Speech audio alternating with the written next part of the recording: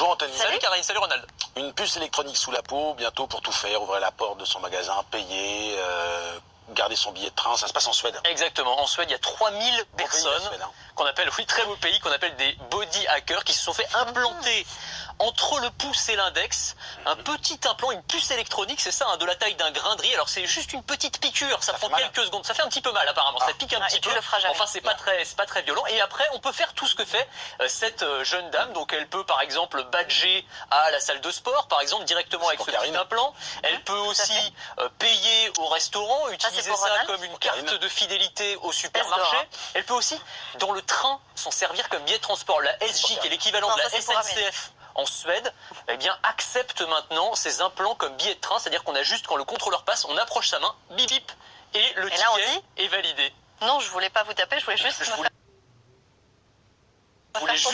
me faire contrôler, voilà. Enfin, vous voyez, alors la question derrière, c'est est-ce que le jeu en vaut vraiment la chandelle? C'est-à-dire, est-ce que vraiment les applications qui sont disponibles aujourd'hui, le petit confort qu'on gagne parce qu'on n'a plus besoin de sortir sa carte, on n'a plus besoin de sortir son smartphone, vaut le fait de se faire implanter quand même quelque chose dans la main, sachant qu'il y a quand même des conséquences, on ne connaît pas les conséquences, y compris médicales, hein, du fait d'avoir un corps étranger comme ça pendant des mois et des mois. Enfin, ces gens ont l'air assez contents, ces body hackers. Moi, je le ferai pas. On ne peut pas me taxer de technophobie, mais c'est quelque chose que je ne ferai pas. Bon, ce que je ferai pas non plus, c'est ce que proposent certaines entreprises à leurs salariés.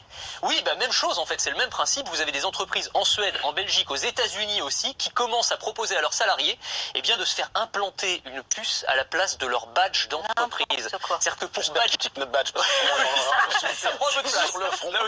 Sur le front ou à l'intérieur du bras. Donc le même principe, et c'est-à-dire qu'avec cette petite puce électronique, on peut badger à la photocopieuse, on peut payer son café ou son sandwich, voilà, le badge de Ronald, implanté dans la main, il faut avoir des bonnes mains. C'est pas possible. Donc la petite puce électronique. Et là, ce qui m'a beaucoup étonné, c'est que le dernier exemple en date, c'est une entreprise, une PME américaine, qui a proposé ça à ses 80 salariés. Il y en a 50 qui ont accepté. Ça me paraît énorme. Je pense que dans la rédaction, je pense pas qu'il y aurait les 2/3 des gens qui accepteraient quand même.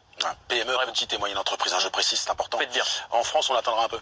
Oui, en France, ça va attendre un petit peu parce que notamment la CNIL, la Commission nationale informatique et liberté, regarde ça de près. Ça fait longtemps qu'ils s'y intéressent. En 2013, ils ont jugé que ces implantations de puces sous la peau étaient tout à fait disproportionnées. Mais cela dit, il y a beaucoup de body hackers qui voient le potentiel à long terme, puisqu'on pourrait par exemple se faire intégrer son passeport ou ses données de santé au cas où on ait un accident. Là, on peut voir un intérêt réel pour ces technologies qui, autrement, me semblent plutôt relever du gadget pour l'instant. Ouais.